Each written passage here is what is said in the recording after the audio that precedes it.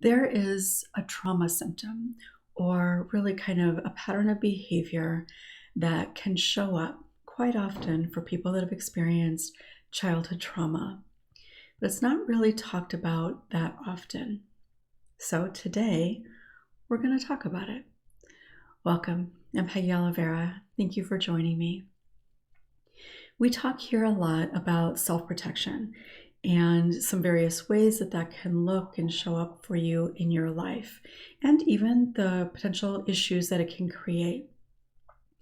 But there's one thing that, to a degree, I think probably most of us do or have done that can really create a lot of difficulty in our lives and ultimately lead to a fairly significant aspect of grief down the road.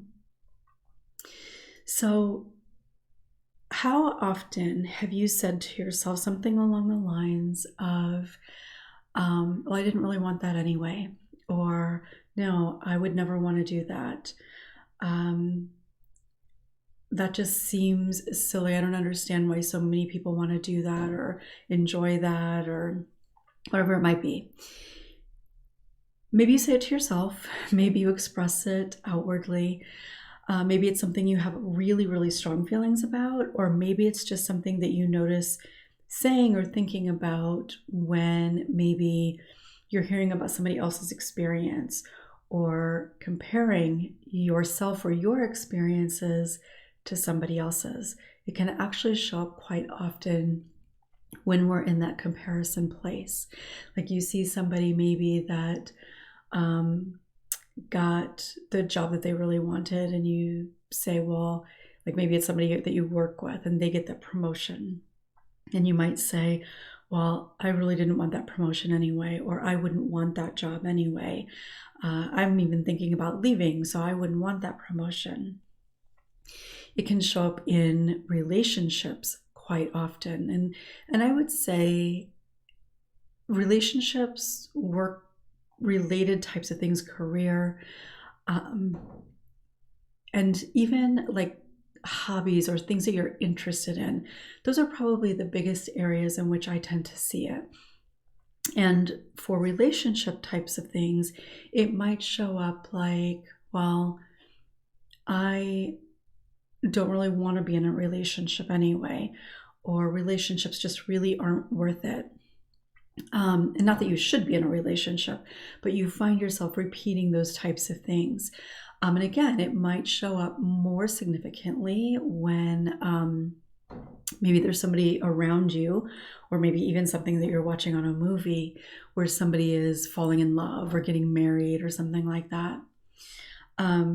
It can also show up if you're in an unhealthy sort of relationship, or a relationship that isn't very fulfilling. And you might kind of, in a sense, say to yourself things that keep you in that situation. Maybe it's something like, well, all relationships have something that are bad, or none of us are perfect, or something like that.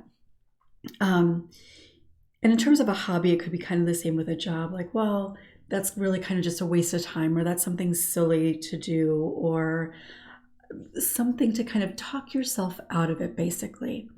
It becomes something that, again, comes up often in comparison types of things, but it's something that comes up and you say, basically as a reminder, that you don't want that anyway. You wouldn't want that. You wouldn't want to experience that. There's some reason that it would be bad to do that. And that is often a form of self-protection. Now, not always, because maybe you really don't want that promotion. Maybe you really don't want that relationship, or maybe this relationship really isn't a bad relationship. It's just not perfect.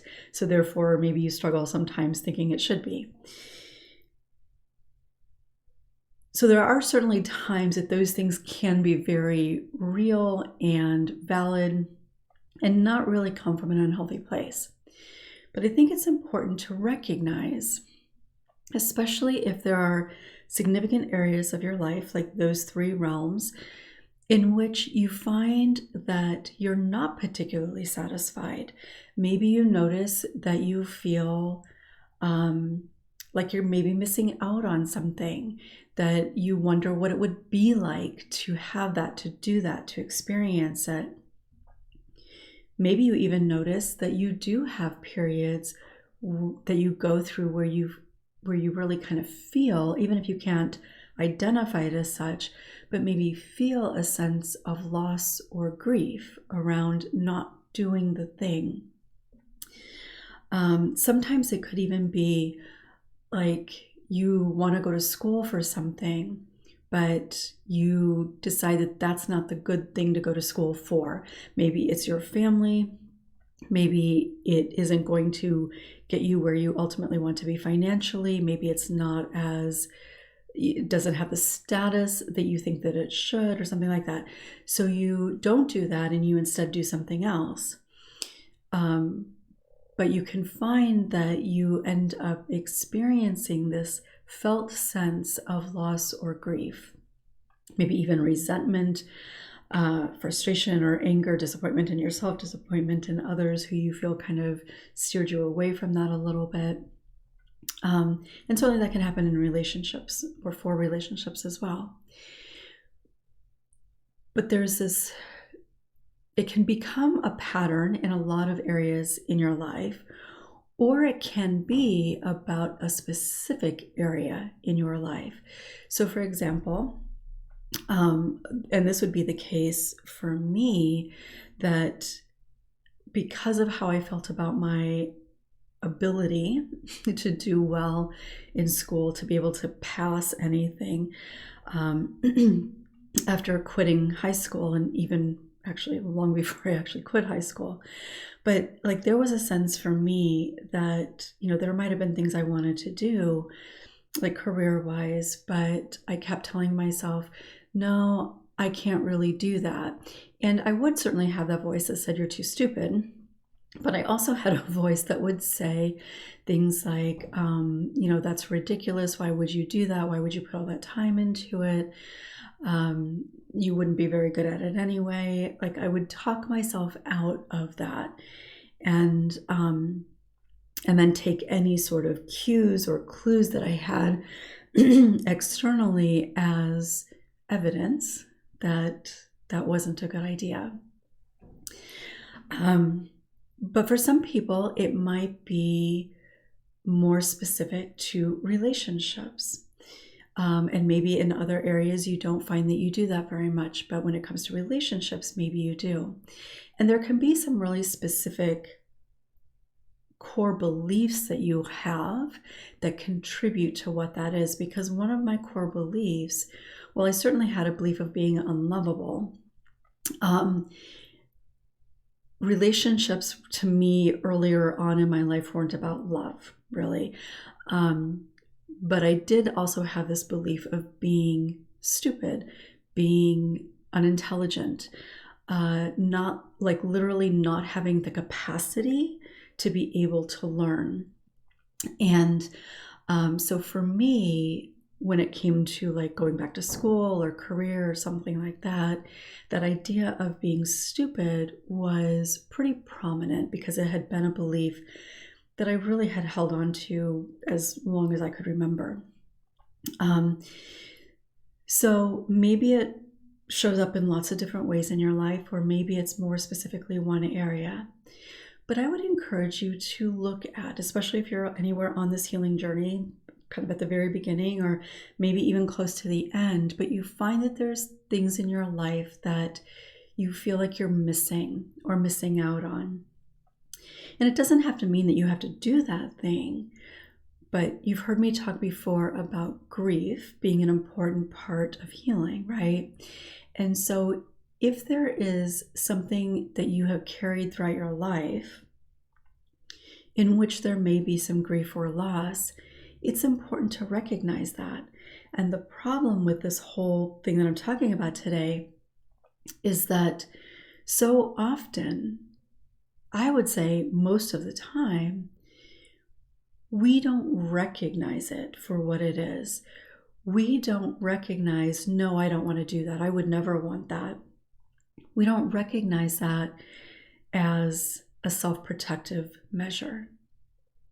And it's protecting ourselves from the disappointment, from the idea that we will fail at it, the hurt, the potential shame that could come up if we feel like we fail at it, if we try. We protect ourselves from the risk of any number of things that we think there might be a risk of in pursuing that endeavor, whatever that might be. So it serves a purpose, right? It protects us from potentially feeling some of those things. Unfortunately, it keeps us from being able to experience a lot of pretty great things potentially in our lives. And this, again, can show up in a lot of different ways. Even in terms of just building connection with people, that can happen as well. So when we can recognize the ways that that might show up, like, for example, and this is from the beginning of my career, I heard people say this a lot, people that have experienced childhood trauma, and I would say more specifically when the abuser or an abuser, maybe multiple abusers, were part of their family system in some capacity.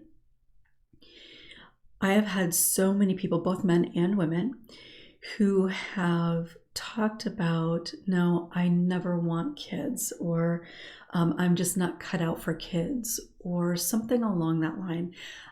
That is really something that I hear quite often. But that idea, they have told themselves that they're just not parent material, or that they don't like kids, or that they'd be a terrible parent or something like that.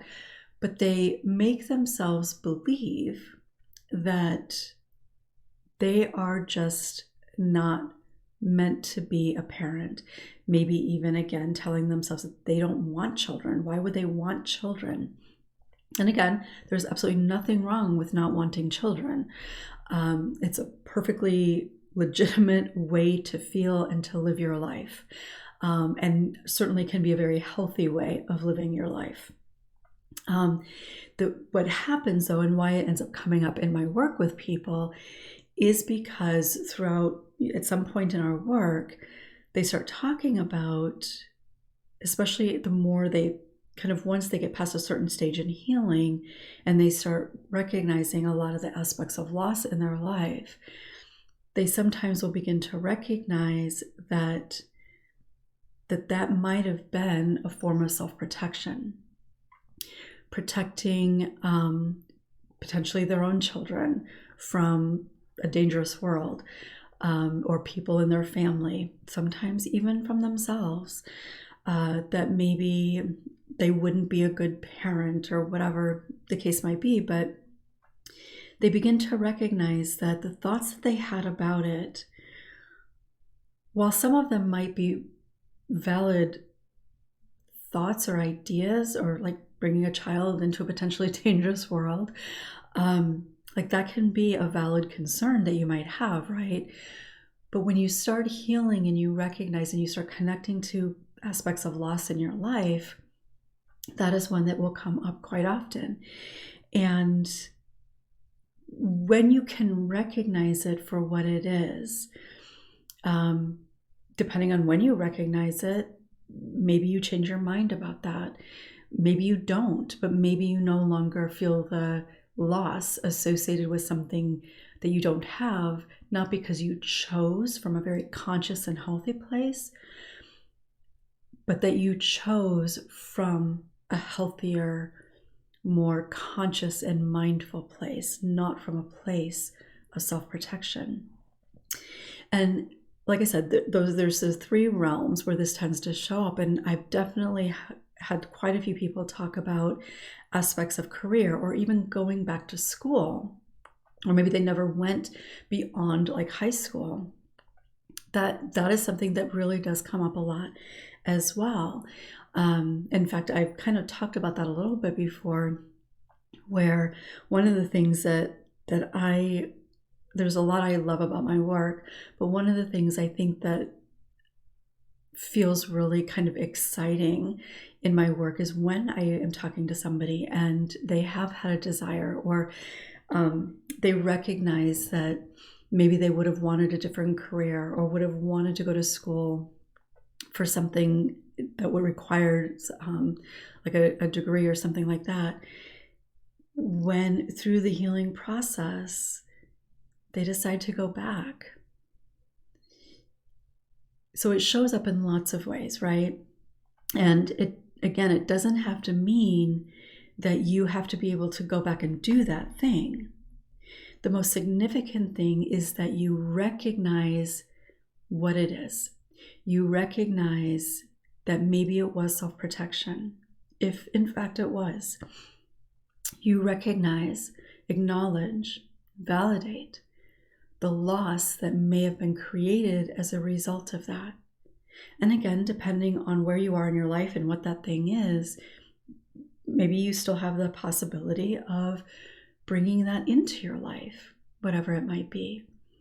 And, even potentially with children, maybe adoption is an option, or with career, maybe changing careers, whether that means going back to school or just trying to veer off in a different direction.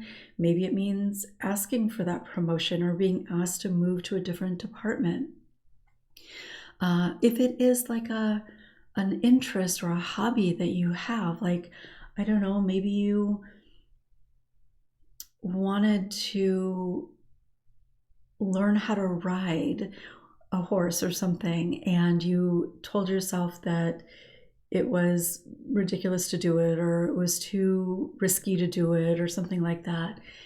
No matter where you are in your life, and unless you have some sort of physical limitation, you can probably still choose to do that, right? So being able to recognize it, acknowledging any loss in your life up to this particular point, so that you can grieve that loss, because that will be an important part of your healing. If you feel loss, even if it's not conscious, if there is an experience of loss in your body, in your heart, you will continue to notice that sadness around loss continues to come up in your life, even potentially when you've done a lot of healing.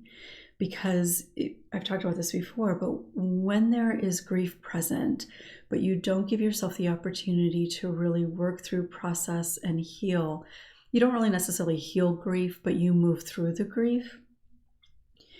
And you can't do that unless you acknowledge and understand the grief. But if you can move through that, then you get to that place where you can fully feel that freedom. It doesn't mean that you never feel sadness for that again, or have moments when maybe you wish things might have been different. But the impact that it has on your life will look very different. Because one of the things too about grief and loss is that when it is present in our system, especially if we're not able to acknowledge it, if we don't recognize it as such, anytime there's an opportunity where you might want to do something, but the same self-protective mechanism that kept you from doing this other thing might show up, there's a good chance you may not do that thing either. So when you recognize the grief, the loss, and you can work through that, that allows you to release all of that you've been holding on to, so that you can then look at where your life is and what is in front of you and what is possible for you from a place that feels more open and possible, versus from that place of constriction where you have limited what might be possible for your life. So I hope that that kind of makes sense. And if any of this kind of resonates for you, even if you're not quite sure how, I would encourage you to take some time after watching this and get your journal out and just take some notes, like just what comes to mind, what came up for you, what did you notice happening in your body, to help you just kind of connect to the process of what is happening internally. Because sometimes we're not necessarily aware consciously of what something might mean to us, especially in a moment. But when we write, it's processing. And in that processing, we can often get at the deeper meaning or experience with that. So give yourself a little bit of space. Is there potentially something that you've recognized throughout your life, whether you're, in your early 20s or you're in your 80s? Is there something in your life that you recognize you have done that pattern with before, where you've told yourself you don't want it? And again, the words that you use might be different, but it's almost like you are talking yourself into not wanting it, or talking yourself out of wanting it. And again, recognizing that that is a way to protect yourself from the hurt, the disappointment, the fear, the shame, whatever it might be. And part of healing is being able to first be aware of some of those things, the things that aren't necessarily in our consciousness, so that we can work to shift how we experience those things, so we can begin to shift how we manage and navigate them when they do show up. So again, I do just want to be clear here that the things that I talked about today are absolutely not things that anybody should or should not want. They're not things necessarily that will absolutely apply to you. There might be something else that you recognize for yourself. I just wanted to bring up the top, like 3 things, or a few things, and talk about those. But really, there could be a lot of different types of things. It could be like moving to a new area, a new country. It doesn't have to be something really like deeply life altering, or forever life changing. So give yourself a little bit of space and consider, because if that is true for you, if this is something that you recognize being present for you in your life, then it is impacting you. Now, how it's impacting you might look a little different from person to person, how significantly also, but it's there, and it is going to show up at times more significantly than others. So if you can recognize what that is, then you can begin to understand it and navigate it, and ultimately heal the wound that self-protection is trying to protect. So I'd love for you to share what came up for you in the comments. If you haven't yet, make sure to subscribe and click the bell for notifications. Thanks so much for being here. I look forward to seeing you next time.